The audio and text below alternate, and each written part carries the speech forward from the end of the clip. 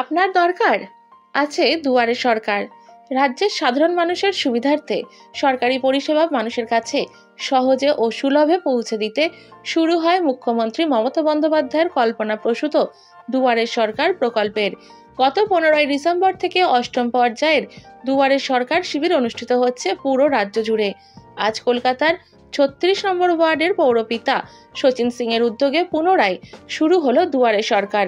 এই দিন স্থানীয় জনতা স্কুলে বসেছিল দুয়ারে সরকারের ক্যাম্প। 8ম পর্যায়ের এই দুয়ারে সরকার শিবির চলবে 1.5 মাস ধরে। দুয়ারে সরকারে আবেদনপত্র জমা নেওয়া হবে 30শে ডিসেম্বর পর্যন্ত। আগামী বছরের 2রা থেকে 31শে জানুয়ারি হবে পরিষেবা প্রদান করা হবে শিবিরের মাধ্যমে। লক্ষ্মীর ভান্ডার, স্টুডেন্ট ক্রেডিট কার্ড, খাদ্য সাথী, স্বাস্থ্য সাথী, প্রতিবন্ধকতার শংসাপত্র, কাস্ট সার্টিফিকেট, তপশিলি বন্ধু, মেধাশ্রী, শিক্ষাশ্রী, জয় জোহার কন্যাশ্রী, রূপশ্রী, মানবিক, বিধবা ভাতা, বার্ধক্য ভাতার জন্য আবেদন করেন বহু সাধারণ মানুষ। এই দিন সকাল থেকেই ক্যাম্পে হাজির ছিলেন পৌরপিতা শচীন সিং। এই দিনের এই শিবির বিকেল 4টে পর্যন্ত চলে। আশীর্বাদ নিয়ে আমি এই 2021-এ কাউন্সিলর হয়েছিলাম। 21 তারিখে আমাদের নির্বাচনের ফল ঘোষণা হয়েছিল।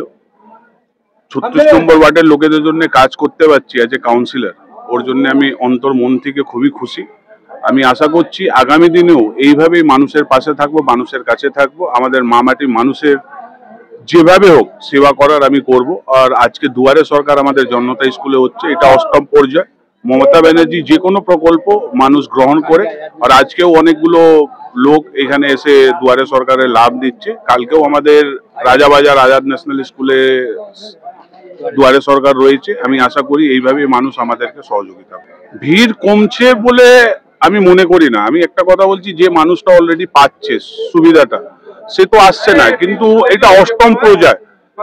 যে কোনো মানুষের কিছু অসুবিধে হলে মানুষ ওর কাছে আসছে, মানুষ লোকেদের কাছে আসছে। মানুষ আমাদের দেখুন তৃণমূল কংগ্রেস কর্মীরা রয়েছে, যা অসুবিধা হচ্ছে তার পাশে দাঁড়াচ্ছে।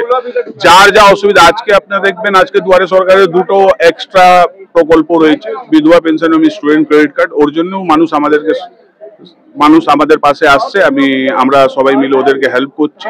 তো আমার এটা মনে হয় কি মমতা ব্যানার্জি জানে পশ্চিমবাংলার মানুষের কি দরকার আছে। সবসময় এরকম প্রকল্প বের হয়। আপনি দেখতে পারবেন যেভাবে লক্ষ্মী ভান্ডার আর দুয়ারে সরকার স্বাস্থ্য সাথী কার্ড হয়েছিল, সেরকম মানুষ যেভাবে অ্যাকসেপ্ট করেছিল, আগামী দিনেও যে কোনো প্রকল্প আসলে মমতা ব্যানার্জি যে কোনো প্রকল্প পশ্চিমবাংলার মানুষের জন্য নিয়ে আসবে, পশ্চিমবঙ্গের মানুষ তাকে অ্যাকসেপ্ট করবে।